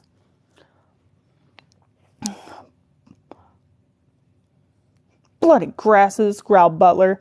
"None of this is necessary, Mr. Butler. I just want us to come to an understanding. You and your people stay away from my carnival, and I, for my part, will not have every man jack of you murdered and your souls sent express into the lowest pits of hell." "You couldn't if you tried," muttered Butler unwisely. Cabal barely prevented Joey from smashing Kroll and Anders together to make something with too many limbs and not enough heads. "Look, Do you take some sort of pleasure in being contrary? Try to understand. This is out of your hands. You do as you're told, or things will go so badly wrong for you as to beggar belief. Stay away from my carnival. Cabal turned to Joey. Put those down and come with me. Joey dropped Kroll and Anders into a heap and followed Cabal back towards the road. When they were out of earshot of Butler and his gang of glowering riggers, Cabal said, Or I'll make them eat it, her. I was merely extemporizing on the part you'd given me, replied Joey unapologetically. Strong and silent is so passé. And strong and stupid is at the thespian cutting edge? Oh, never mind. It sort of worked, if not the way I'd intended, and we saved ourselves this large sum of money. He slapped the pocket containing the unused bribe. Although, frankly, we've got more of the stuff than we know what to do with.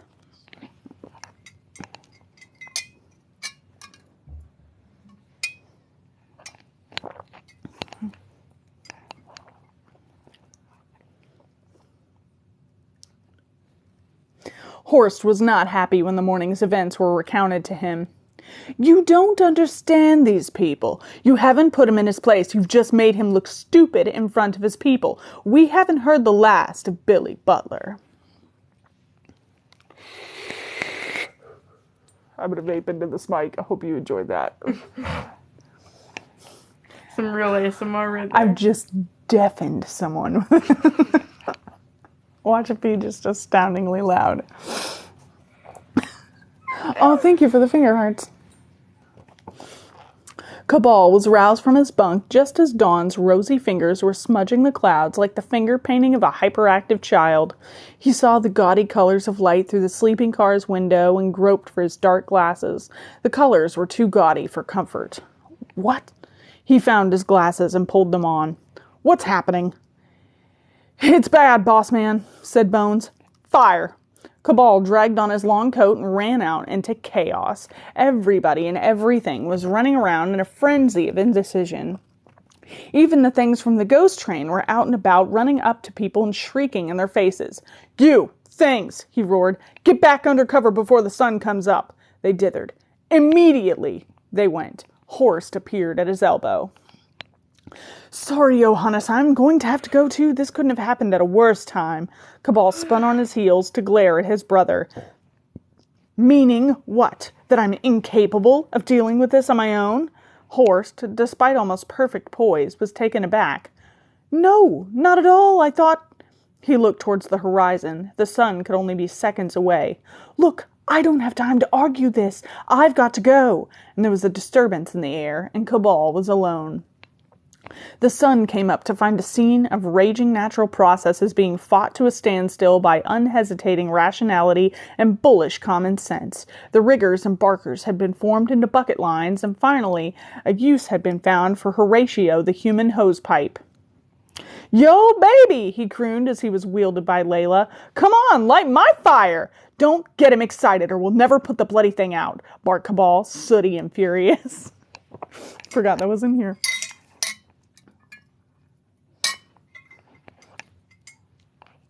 I don't want to get banned. After an hour, there was nothing left of the fire, nor of the sideshows, 3 sideshows, 4 concessions, and an I lied diplomatically about your weight machine. Cabal walked around and around the wreckage, hissing angrily if anybody tried to talk to him, around and around like a vulture over a zombie clambake. A Neanderthal sat naked in a large puddle of water, beside which was a charred sign reading, The Iceman, entombed in the Siberian ice for 10 million years. What's happening, man? He asked anybody who came near him. Abruptly, Cabal stopped, sniffed the air, and turned over a piece of board with the toe of his ruined handmade shoes. Exposed was a small pool of liquid that rolled and glistened in a way that bespoke of ultra-hydrogenous viscosity. He knelt by it, ruining his trousers into the bargain, and inhaled the air above it. Bones came over and sniffed cautiously at it, too. Cabal stood up, his face an ugly pallor beneath the firefighter's smudges. Accelerant, he said quietly. Yeah? Bones tried another sniff. Smells like gasoline to me. Arson. Well, make your mind up. I say I love Bones. I do too. Bones is fantastic.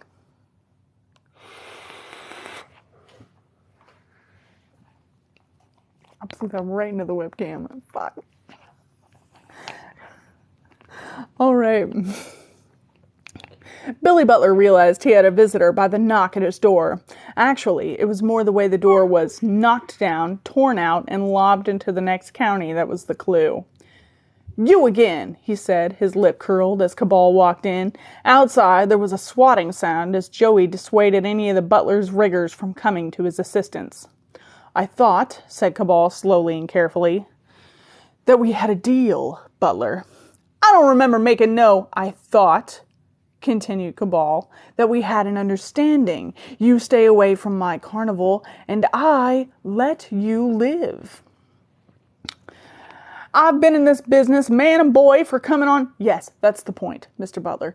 I've been in this business, man and boy, since the dawn of time, Butler. Past tense. You see, it's all over now, and all because you could leave well enough alone." Butler tried another tack. "This here is private property if you don't..." "Oh, I don't believe it. I'm talking about your imminent death, and you're talking about civil action for trespass?" Butler paused. Something seemed to be getting through. "What? You're gonna kill me?" "Yes, probably." Never discuss murder plans with the victim, he reminded himself. It takes all the spontaneity out of it. I agree, actually. "Why? Why? You tried to burn down my carnival." Butler crossed his arms and smiled smugly. "Prove it." Butler, try to understand. You don't mind if I sit down, do you? Try to understand. I'm not the police. I don't need evidence, real or fabricated. All I need is reasonable suspicion. And you, Butler, are very suspicious. If, at this moment, they were testing a suspiciousometer in the antipodes, they would be saying, "Good heavens, what is this very suspicious object that we have detected? Why, it looks just like Billy Butler, the world-renowned arsonist and bad liar." Butler considered Cabal's words and found them reasonable. "All right," he said. "What's this deal, then?" "History. You had your chance and you let it go by." He gazed out of the fly-specked caravan window. "Look, I don't really want to have your blood on my hands. It would be terribly inconvenient. Why don't we try one more time, eh?"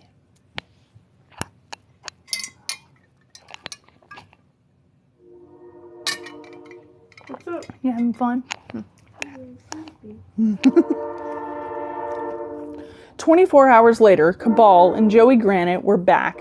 Thin wisps of smoke could still be seen to rise from Cabal's cuffs and collar, and there was soot on his face. He seemed unhappy about something.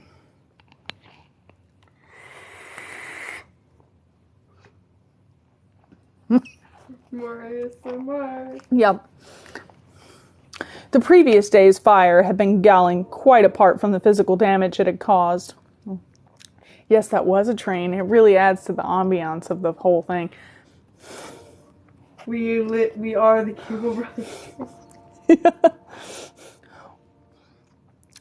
When Cabal had woken from a troubled sleep to find that person or persons unknown had not only poured petrol along the length of the track beneath the train, including the office in which he slept, but also padlocked his door shut, it seemed to be verging upon an insult. He had just been considering which window to break when there had been a splintering, wrenching sound, and Horst had opened the door. "Did you know that somebody's locked this door?" he had asked. I love that man. Me too. Breaks the door down. Did you know it was locked? "Somebody locked this door?" How rude. he had asked with an air of concerned inquiry. Cabal pushed past him and jumped down onto the gravel by the track. "You two," he shouted at the cab. "Move the train. Quickly, damn you." Dennis and Denzil had looked at each other. They'd half suspected something was amiss when the train had been engulfed with flames, but hadn't wanted to cause a fuss by drawing attention to it. Denzil had been about to tell Dennis to get a head of steam up when he noticed Dennis's hair was on fire. That had been good for a laugh, or at least the grisly hooting noises that Denzil used instead these days, ever since his lungs had dried out. Dennis had frowned, scratched his head, and set fire to his hand. Denzil had hooted some more. They'd still have been there if the great engine hadn't decided that enough was enough and started to move with a monstrous roar of outraged engineering. Cabal and Horst had watched in surprise as the locomotive backed slowly down the track. Where it passed, the fire was sucked back in under the locomotive's belly and vanished in the glimmer of an upward motion. Within a minute, there had been no flames left at all except inside the engine's firebox, a firebox that had been damped down and cold but 10 minutes before. Now it raged like a furnace. The brothers Cabal had looked at each other. There were still a good few things they didn't know or understand about this carnival of theirs.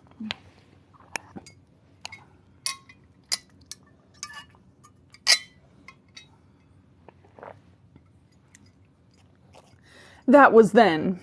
Now, Johannes Cabal and Joey Granite stood before Billy Butler and said nothing. The smell of smoke said it all for them.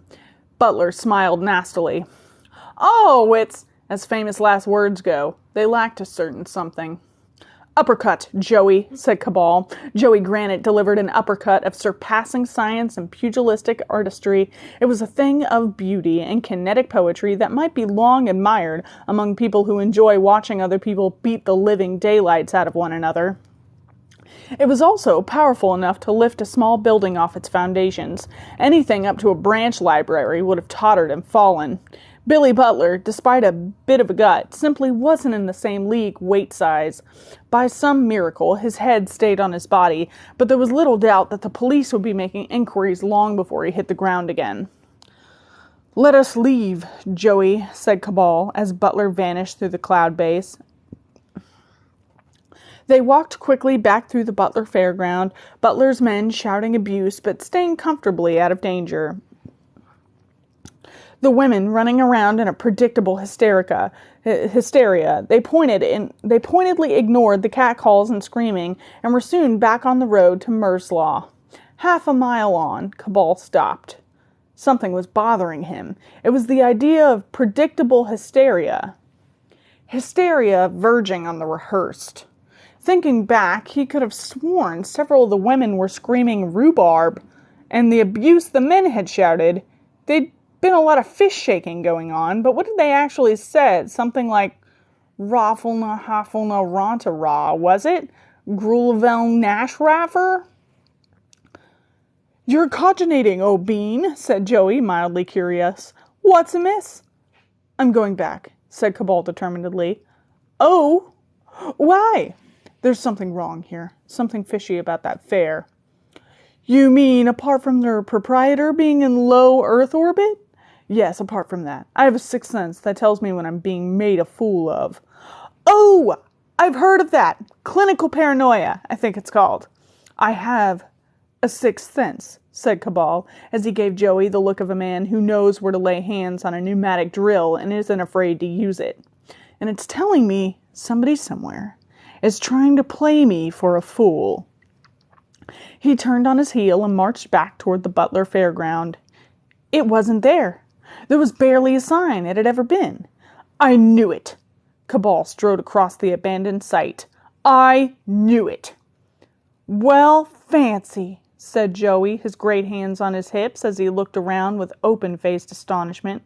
"That's quite a trick." Cabal stopped and looked at Joey. The ogreish man was very convincing in his surprise, but when all was said and done, he was still a product of hell, created from the very blood of Satan. How far could he be trusted?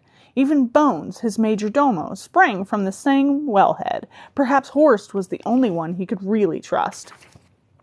Blood was thicker than water, after all. He had its relative density written down somewhere to prove it. Joey's hand descended gently on his shoulder and drew him to one side.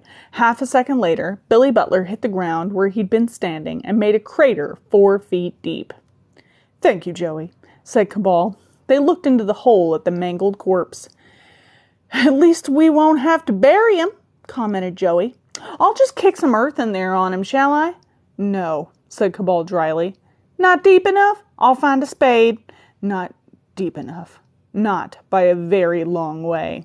He crossed his arms and looked down on the body with cold disdain. "How deep is hell, anyway?" There was a very long pause. Then Butler's head creaked around 180 degrees.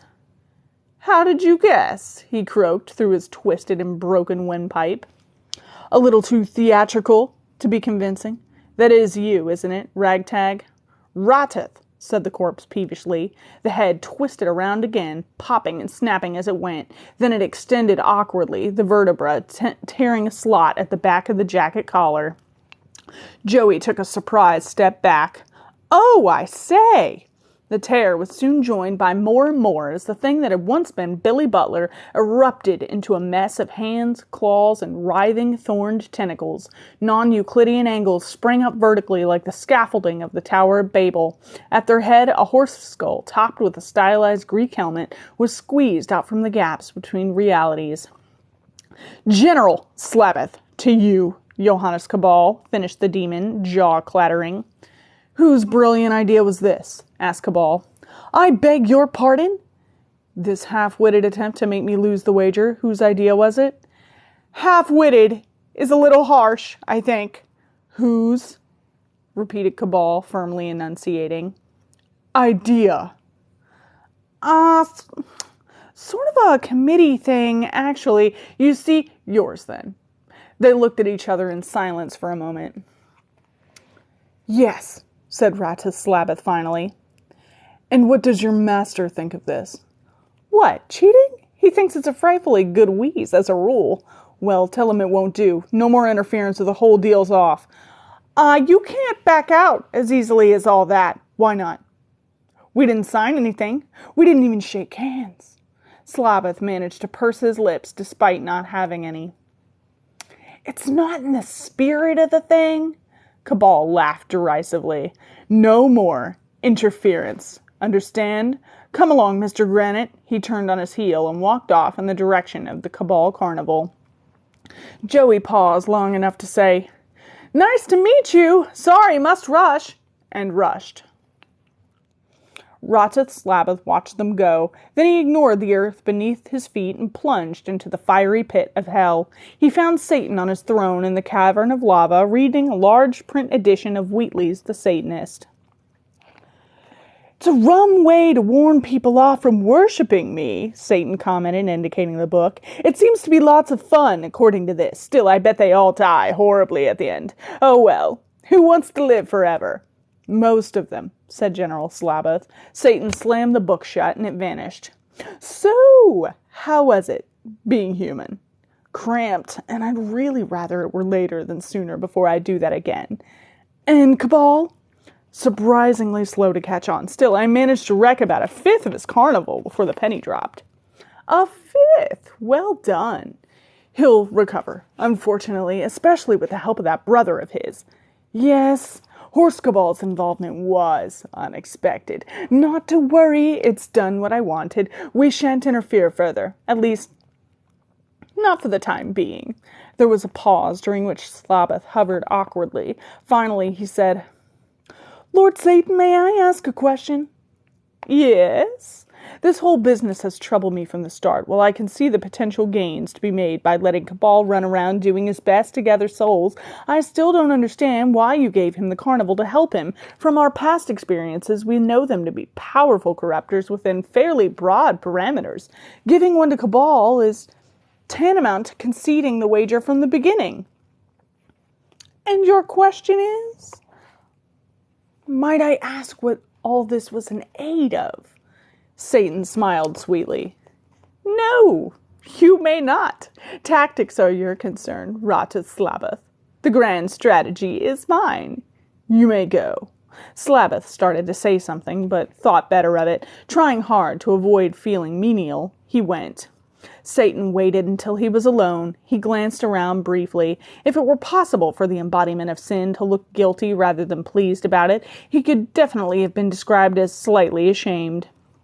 Satisfied that there was nobody about to observe his actions, Satan clicked his fingers. A dog-eared old exercise book, the sort with squared paper, materialized in his hand. He opened it to a graph entitled, in his neat hand, Cabal's Performance. The zigzagging line crossed the 100 souls mark about a fortnight before the deadline. Satan weighed up the setbacks Cabal had suffered over the last few days, smiled, and erased the latter part of the line. Carefully, he put in a revised estimate. Now it indicated 100 souls with barely a day to spare. There, Johannes, said Satan. That should put a little bit more excitement into your life. Police Bulletin, issued 22/12/1. Ladestone Prison Escapees. Here follows a list of the escapees from Ladestone's E-Wing, the maximum security section. All the escaped convicts were incarcerated for the most serious of crimes, and all are to be approached with caution. Appendix A contains photographs and physical descriptions. Alistair Gage Baker, the Beast of Barnwick, believed largely harmless without his beast costume, which remains in evidence. Talbot St. John Barnaby, the pub poisoner, former landlord. All officers should avoid gratis refreshment at public houses until Barnaby is back in custody. Leslie Coleridge, the part-time children's entertainer of death. Approach with caution. If Coleridge offers to make a sausage dog out of balloons, call for immediate assistance. Thomas Nashton Cream, the incompetence killer. Attempted murders, 1. Actual deaths, 27, all unintentional. Intended victim escaped unscathed. Frederick Gallagher, the brides and the inflammable electrified acid bath murderer. Limited threat, kills only for insurance money, is prone to overplanning. Henry George Hetherbridge, the cotton reel killer, murdered his wife, uncle, solicitor, and grocer before questions were raised about the likelihood of 4 cotton reel-related accidental deaths in a 6-week period. Gideon Gabriel Lucas, the Bible basher, only dangerous to individuals with the surname Bible. Palmer Mallows, the soft shoe strangler. Officers are warned to beware any impromptu dancing. Joseph Grant Osborne, the unnecessary rude poisoner. Of limited threat, but officers should take nothing he says personally. Alvin Simpson, file missing. Assumed dangerous, probably. Daniel Smike, the crying death. Officers should not refrain from using their truncheons while subduing Smike, no matter how tearful he becomes. Oliver Tiller, the rhyming killer, an ex-Army munitions officer with expertise in booby traps. While pursuing Tiller, officers should beware of rakes by lakes, toads on roads, and hares on stairs. Esplanades are to be avoided entirely. That sets up the next chapter. Yeah, it's almost 10 here. That's why I don't know what time y'all are in. But anyway, though that's all the content for tonight. That's all we're reading tonight, so we're done. So if you're getting tired, it's going to be okay. Are you okay? Are you tired? Wait to... What am I doing? Cool, thanks. I have become pillow. Well, I can't move now. This is a problem. Thank you for joining us. I think I've made Dinky tired, and he's got to go to bed now. You okay? I'm sleepy. You sleepy? All right. I can't read the chat. It's fine. No talk, only sleep. No talk, only sleep. Uh-huh. Thank you for joining us. I'm gonna get Dinky to bed. You okay? Uh-huh. Okay. I'd love to stay in chat. But hey, y'all. Anyway, we gotta go. Apparently, Dinky's really sleepy. So, stay. Sleepy Dinky. Yeah. So I'll see you guys next week. And we're gonna read 9 and 10, okay? So thank you all for joining us, and you all have a great night. Gotta press the button. Dinky. Dinky. I gotta press the button. Yep.